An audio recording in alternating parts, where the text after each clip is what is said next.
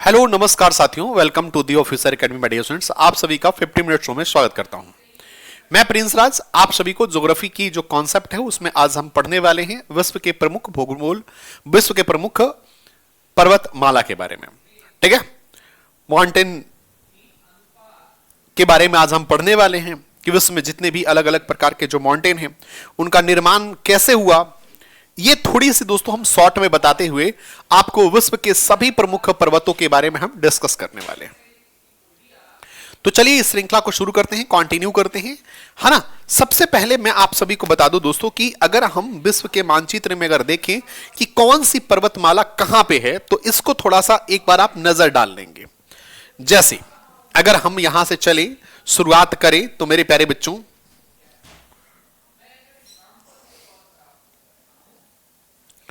आइए जरा देखते हैं। जैसे यहां पर देखिएगा, अगर आप देखेंगे दोस्तों तो ये एपलेशियन पर्वत है, यहां पर आपका रॉकी पर्वत है, यहां आप एंडीज पर्वत को देख पा रहे होंगे, यहां आपको एटलस मोरक्को में दिख रहा है, यहां पे आपको फ्रांस में दोस्तों आपको क्या दिख रहा है, अल्प्स पर्वत दिख रहा है, यहां पर आपको एस्केवेंडियन पर्वत दिख रहा है, यहां आपको उरल पर्वत दिख रहा है, यहां पर अल्टाई पर्वत दिख रहा है, यह आपका दोस्तों माउंट एवरेस्ट हो गया, यहां पे ड्रैकन्सबर्ग पर्वत है, यहां पे दोस्तों आपका द ग्रेट डिवाइडिंग रेंज। विश्व के अगर हम कुछ प्रमुख पर्वत श्रृंखलाओं की अगर हम बात करें तो यही दोस्तों आपके प्रमुख पर्वत श्रृंखला है जिससे संबंधित आपके एग्जाम में प्रश्न पूछे जाते हैं। अब जैसे अगर हम बात करें दोस्तों तो देखिए, मैं अगर आप सभी से यह कहूं कि अगर ये जो माउंटेन है, ये जो पर्वत श्रृंखलाएं हैं, इनके अगर हम निर्माण के बारे में अगर बात करें तो इनकी दो स्थितियां हो सकती हैं दोस्तों, है ना। जितने भी फोल्ड माउंटेन हैं, इनके फोल्ड माउंटेन के बनने के दो स्थितियां हो सकती हैं, वलित पर्वत के बनने की दो स्थितियां विकसित हो सकती है। पहली बात दोस्तों, या तो दोस्तों सीसी कन्वर्जन से हो सकता है, ठीक है, या तो आपका सीसी कन्वर्जन से होगा या तो आपका दोस्तों ओसी कन्वर्जन से होगा, या तो आपका ओसी कन्वर्जेंस होगा।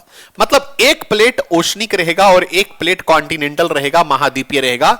इसके टकराव से दोस्तों आपको कुछ वलित पर्वत का निर्माण हुआ, जिसमें अगर हम बात करें तो एक तो दोस्तों आपका रॉकी पर्वत है ना। रॉकीज पर्वत का निर्माण दोस्तों कैसे हुआ है, एक महासागर और एक महाद्वीपीय प्लेट के टकराव से दोस्तों इसका निर्माण हुआ है।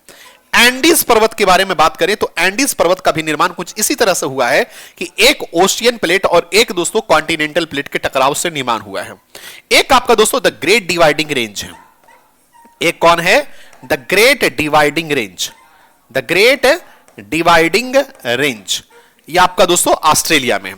ये तीन पर्वत ऐसे हैं जिनका, ये वलित पर्वत तो हैं लेकिन इनका निर्माण कैसे हुआ है, ओसी कन्वर्जेंस से हुआ है ना। ये आपको याद रखना है। अब हम सीसी कन्वर्जेंस के अगर हम बारे में बात करें कि सीसी कन्वर्जेंस से दोस्तों कौन से पर्वत का निर्माण हुआ है, तो जैसे यहां पर देखिएगा, जैसे यूरेशियन प्लेट और इंडियन प्लेट के टकराव से, ये दोनों सीसी प्लेट हैं, यहां पर हिमालय का निर्माण हुआ है। तो ये आपका जो हिमालय है दोस्तों, ये आपका सीसी प्लेट से निर्माण हुआ है ना। आपका अगर हम कार्पेथियन की बात करें, कार्पेथियन की बात करें तो ये भी आपका सीसी प्लेट से निर्माण हुआ है। अगर हम एल्बर्ज की बात करें, एल्ब्रुज की बात करें तो यह भी सीसी प्लेट के टकराव से निर्माण हुआ है। अगर हम दोस्तों क्या करें, यहां पर और भी अगर आप पर्वत श्रृंखला अगर आप देखेंगे दोस्तों तो यहां पर दिखेगा एटलस हो गया, अल्प्स हो गया, ये सभी दोस्तों कैसे हैं, है ना। एटलस पर्वत हो गया, अल्प्स पर्वत हो गया, अल्प्स हो गया, कॉकस हो गया, कॉकस पर्वत हो गया, आपका हिंदू कुश पर्वत हो गया, हिंदू कुश पर्वत हो गया। ये सभी जो पर्वत हैं दोस्तों, है ना, आपका ये सभी जो पर्वत हैं ये किससे हुए हैं, आपका सीसी प्लेट के टकराव से इनका निर्माण हुआ है। अब हम दोस्तों सबसे पहले एंडीज पर्वत के बारे में जान लेते हैं, ठीक है। एंडीज पर्वत के बारे में अगर हम बात करें दोस्तों तो एंडीज पर्वत विश्व का सबसे क्या है, विश्व का सबसे लंबी महाद्वीपीय पर्वत श्रृंखला है जो दक्षिण अमेरिका के पश्चिमी तट पर स्थित है और इसकी अगर हम लंबाई की बात करें तो लगभग 7000 किलोमीटर में यह फैली हुई है। अगर हम प्रमुख देश की बात करें तो Venezuela, Colombia, Ecuador, Peru, Bolivia, Chile, Argentina देश में यह क्या है, फैला हुआ है। अर्जेंटीना में स्थित माउंट एकानगुआ जिसकी ऊंचाई 6,961 मीटर है, यह एंडीज पर्वत की सबसे ऊंची चोटी है। अगर हम विश्व का सबसे ऊंचा ज्वालामुखी की बात करें, ओजस डेल सेलाडो है। विश्व का सबसे ऊंचा ज्वालामुखी पर्वत की बात करें तो नाम है ओजस डेल सेलाडो, जिसकी ऊंचाई 6,893 मीटर है और यह एक सक्रिय ज्वालामुखी है और दक्षिण अमेरिका के दूसरी सबसे ऊंची चोटी है।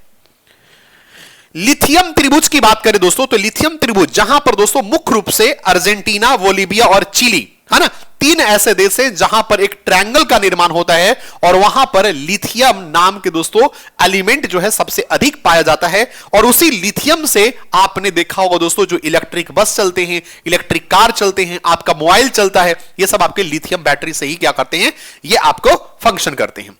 तो यहां पर आपको लिथियम ट्रायंगल जब भी पूछा जाए दोस्तों, तो ये एंडीज पर्वतमाला का हिस्सा है जहां पर लिथियम भंडार समृद्ध है और इसमें शामिल तीन देश अर्जेंटीना, बोलिविया और चिली है। आगे चलते हैं, अब हम रॉकी पर्वत के बारे में बात करते हैं। तो रॉकी पर्वत दोस्तों कैसे निर्माण हुआ है? ओसी कन्वर्जेंस से निर्माण हुआ है। यह एक क्या है, नवीन वलित पर्वत है। यह एक क्या है, नवीन वलित पर्वत है, न्यू फोल्ड माउंटेन है।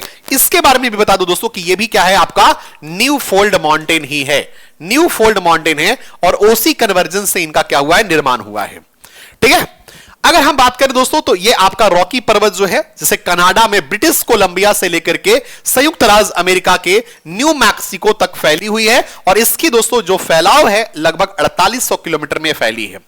माउंट एल्बर्ट जिसकी ऊंचाई 4401 मीटर है, आपका कोलोराडो संयुक्त राज्य अमेरिका में स्थित है, रॉकी पर्वत की सबसे ऊंची चोटी है। आगे चलते हैं, अगर महान विभाजक पर्वतमाला की बात करें, द ग्रेट डिवाइडिंग रेंज की बात करें, यह आपका दोस्तों कैसा पर्वत है, तो यह एक नवीन वलित पर्वत है ना। और नवीन वलित के साथ साथ यह दोस्तों न्यू फोल्ड माउंटेन है, न्यू फोल्ड माउंटेन है और इसका निर्माण ओसी कन्वर्जेंस से इसका निर्माण हुआ है। ग्रेट डिवाइडिंग रेंज ऑस्ट्रेलिया के पूर्वी तट पर स्थित है, जिसकी दोस्तों अगर हम बात करें तो 3500 किलोमीटर में यह फैली है। न्यू साउथ वेल्स स्थित माउंट केसियस जाको जिसकी ऊंचाई 4228 मीटर है, ऑस्ट्रेलिया की सबसे ऊंची चोटी है। और यहां पर दोस्तों डार्लिंग और मरे नदी जो हैं, यहां पर प्रमुख नदियां हैं जो ऑस्ट्रेलिया के पूर्वी तट पर बहती हैं। अगर हम एटलस पर्वत की बात करें तो यह भी क्या है दोस्तों, यह सीसी कन्वर्जेंस से बनने वाला यह एक नवीन वलित पर्वत है, नवीन वलित पर्वत है, न्यू फोल्ड माउंटेन है ना। एटलस पर्वत उत्तरी अफ्रीका में है ना फैला हुआ है, मोरक्को के पास, अल्जेरिया और ट्यूनीशिया में, है ना, ये आप याद रखेंगे। इसका जो फैलाव है लगभग 2500 किलोमीटर में फैली है और यह एक युवा वलित पर्वत है। सहारा रेगिस्तान को अटलांटिक और भूमध्य सागर के तट रेखा को अलग करती है।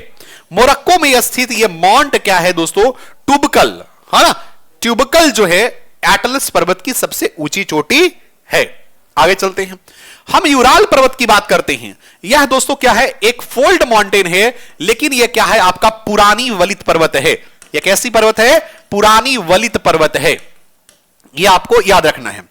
यूराल पर्वत की बात करें दोस्तों तो आर्कटिक महासागर से लेकर दक्षिण में यूराल नदी तक लगभग 2500 किलोमीटर में फैली है। यह मुख्य रूप से आपका रूस और कजाकिस्तान से गुजरते हैं। यह जो पर्वतमाला है यूरोप को एशिया से अलग करता है ना। रूस में स्थित माउंट नरोदनया जिसकी ऊंचाई 18,094 मीटर है, यूराल की सबसे ऊंची पर्वत है और यह एक पुरानी वलित पर्वत है। यूराल पर्वत दोस्तों यह 18वीं शताब्दी में रूस का प्रमुख खनिज आधार रहा है। आगे चलते हैं, एपलेशियन पर्वत की बात करें तो एपलेशियन पर्वत भी क्या है दोस्तों, ओल्ड फोल्ड माउंटेन है, ओल्ड फोल्ड माउंटेन है, यह भी याद रखेंगे, पुरानी वलित पर्वत है। यह उत्तरी अमेरिका के पूर्वी तट के समांतर चलने वाली दोस्तों एपलेशियन पर्वत, जिसकी दोस्तों लगभग 2400 किलोमीटर में संयुक्त राज्य अमेरिका कनाडा में फैली हुई है। मुख्य रूप से दोस्तों यहां पर आपको क्या मिलेंगे, अच्छे किस्म के कोयला मिलते हैं। यह कोयला के लिए दोस्तों यह क्या है, क्षेत्र जो है यह प्रसिद्ध है। यहां बात करें दोस्तों 480 मिलियन पूर्व निर्मित एपलेशियन पर्वत पुरानी वलित पर्वत में शामिल है और अमेरिका के उत्तरी कैरोलिना में स्थित माउंट मिसल, है ना, जिसकी ऊंचाई 237 मीटर है, यह दोस्तों यहां की सबसे ऊंची चोटी है। अगर हम हिमालय की बात करें तो हिमालय जो है दोस्तों ये क्या है, आपका न्यू फोल्ड माउंटेन है और न्यू वलित पर्वत है, नवीन वलित पर्वत है। इसकी अगर हम बात करें दोस्तों तो ये आपको पता है कि किस तरह से भारतीय प्लेट और यूरेशियन प्लेट के टकराव से इसका निर्माण हुआ है और इसका निर्माण लगभग अभी से 50 मिलियन साल पहले हुआ है। यह दोस्तों लगभग 2400 किलोमीटर में फैला है, जो मुख्य रूप से भारत, नेपाल, भूटान, चीन, तिब्बत, पाकिस्तान में यह फैला है। अगर हम बात करें इसमें दोस्तों लगभग इसकी सबसे ऊंची चोटी का नाम माउंट एवरेस्ट है, जिसकी ऊंचाई 8,849 मीटर है। 7200 मीटर से अधिक ऊंचाई वाले लगभग 100 से अधिक चोटियां यहां पर उपस्थित हैं। उत्तर पश्चिम में काराकोरम हिंदू कुश पर्वतमाला, उत्तर में दोस्तों आपका तिब्बत का पठार, दक्षिण में आपका सिंधु और गंगा का मैदानी भाग है। इसीलिए इसे अक्सर एशिया का जल टावर भी कहा जाता है। यह भी याद रखेंगे क्यों जल टावर कहते हैं, क्योंकि यहां पर दोस्तों प्रमुख रूप से जो नदियां हैं जैसे गंगा है, ब्रह्मपुत्र है, यमुना है, ये सारी नदियां दोस्तों यहीं से क्या होती हैं, उद्गम होती हैं। अगर हम बात करें अल्ताई पर्वत के बारे में, अल्ताई पर्वत के बारे में अगर बात करें दोस्तों तो 2000 किलोमीटर में यह फैली अल्ताई पर्वत जो है मुख्य रूप से रूस, मंगोलिया, चीन और कजाकिस्तान में यह फैला है। अगर हम बात करें रूस और कजाकिस्तान के सीमा पर है ना, रूस में स्थित माउंट बेलूखा जिसकी ऊंचाई 4506 मीटर है, यह माउंट अल्ताई की सबसे ऊंची पर्वत चोटी है। आगे चलें, स्कैवेंडियन पर्वत की बात करें तो स्कैवेंडियन पर्वत की अगर हम बात करें तो स्कैंडिस नाम दोस्तों इस कारण से यह पड़ता है क्योंकि दोस्तों उत्तरी यूरोप, नॉर्वे, स्वीडन, फिनलैंड एक छोटे से हिस्से में ये दोस्तों ये क्या है, ये पूरा पर्वत जो है ये फैला हुआ है। यह स्कैवेंडियन प्रायद्वीप के पश्चिमी किनारे पर लगभग 1700 किलोमीटर में यह फैला हुआ है और नॉर्वे में स्थित है ना ग्लैड होपिगेन, क्या दोस्तों, ग्लैड होपिगेन जिसकी ऊंचाई 2469 मीटर है, यह आपको स्कैवेंडियन पर्वत की सबसे ऊंची चोटी है। स्कैवेंडियन पर्वत को अगर आप देखना चाहेंगे दोस्तों तो आप एक बार देख सकते हैं, मैं आपको दिखा दूंगा नेक्स्ट स्लाइड में आप जब आऊंगा तो, ठीक है। आगे चलते हैं, उसके बाद हम बात करते हैं दोस्तों अल्प्स पर्वत के बारे में। अल्प्स पर्वत की अगर हम बात करें तो अल्प्स पर्वत जिसकी दोस्तों लगभग 12,000 किलोमीटर में 1200 किलोमीटर में फैला हुआ है और यह लगभग 8 यूरोपियन देशों में फैला हुआ है, जिसकी अगर हम बात करें तो France, Switzerland, Italy, Australia, Germany है ना, आपका दोस्तों क्या है स्लोवेनिया और मोनाको, ये आपके दोस्तों इन देशों में क्या है पूरी तरह से फैला हुआ है। इसका निर्माण दोस्तों लगभग 30 मिलियन साल पहले अफ्रीका और यूरेशियन प्लेट के टकराव से इनका निर्माण हुआ। इसका मतलब हम कह सकते हैं यह एक दोस्तों न्यू फोल्ड माउंटेन है, यह नवीन वलित पर्वत है, यह दोस्तों युवा वलित पर्वत है। आल्प्स दोस्तों अगर हम बात करें एल्पाइन क्षेत्र में 4000 मीटर से ऊंची है ना, यहां लगभग 125 चोटियां हैं। अगर आल्प्स पर्वत की सबसे ऊंची चोटी की बात करें तो माउंट ब्लॉक 4809 मीटर जो फ्रांस और इटली के सीमा पर क्या है स्थित है, यह आल्प्स पर्वत की सबसे ऊंची चोटी है। आगे चलते हैं, हम ड्रैकन्सबर्ग की बात करें। ड्रैकन्सबर्ग भी क्या है दोस्तों एक नवीन वलित पर्वत है जो मुख्य रूप से कहां है, यह आपका दक्षिण अफ्रीका में यह स्थित है। तो दक्षिण अफ्रीका के पूर्वी भाग में लगभग 1100 किलोमीटर में फैला यह एक क्या है दोस्तों है ना नवीन वलित पर्वत है जो मुख्य रूप से लोसोथो नामक देश में पड़ता है। लोसोथो एक ऐसा देश है जो दोस्तों आप कह सकते हैं कि दक्षिण अफ्रीका के बीचों बीच दोस्तों ये आपका लोसोथो नामक देश जो है पूरी तरह से घिरा हुआ है, या कह सकते हैं कि लोसोथो नामक देश एक ऐसा देश है जो पूरी तरह से दक्षिण अफ्रीका के अंदर ही है। एक और देश है इटली। इटली में दोस्तों एक कंट्री है जिसका नाम है वेटिकन सिटी। वेटिकन सिटी जो विश्व की सबसे छोटी देश है, यह भी क्या है इटली के अंदर ही स्थित है।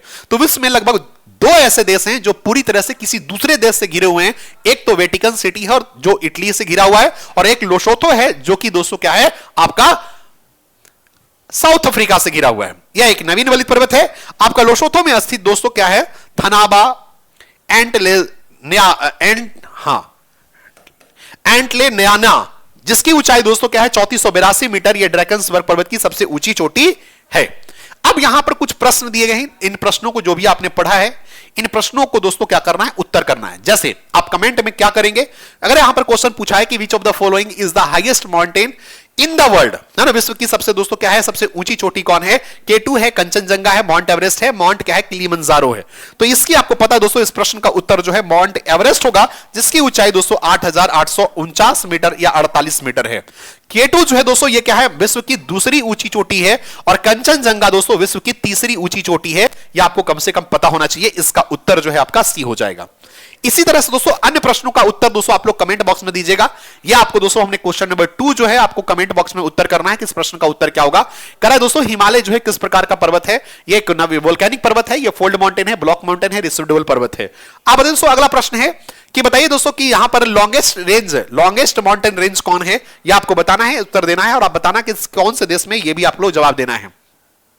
कौन सा माउंटेन रेंज दोस्तों क्या करता है, यूरोप के एशिया से अलग करता है? यह भी आपको कमेंट बॉक्स में उत्तर देना है। आपको बताना है कि इसका उत्तर क्या होगा, ऑफलाइन कमेंट में उत्तर करना है। कह रहा है कि किलिमंजारो जो है हाईएस्ट पीक है, किस कॉन्टिनेंट में है, किस महादेश में है? यह आपको बताना है कि आपको किलिमंजारो किस महादेश में स्थित है। क्वेश्चन नंबर 6 कहता है कि एंडीज माउंटेन रेंज जो है दोस्तों किस कॉन्टिनेंट में स्थित है, किस महादेश में स्थित है? यह भी आपको ऑफलाइन कमेंट करके उत्तर देना है। तो ये थे दोस्तों आज के कुछ कॉन्सेप्चुअल टॉपिक जिसे हमने आज डिस्कस किया। ये आपके एग्जाम के एस्पेक्ट से बहुत इंपॉर्टेंट है, तो इन प्रश्नों को दोस्तों आप जरूर आंसर करना। बाकी मेरे प्यारे बच्चों, ये क्लास आपको कैसा लगा, ये जो आपका कारवा है कैसा लगा, आप लोग कमेंट बॉक्स में बता सकते हैं। बाकी thank you so much, bye bye, take care, have a nice day, see you tomorrow, love you all.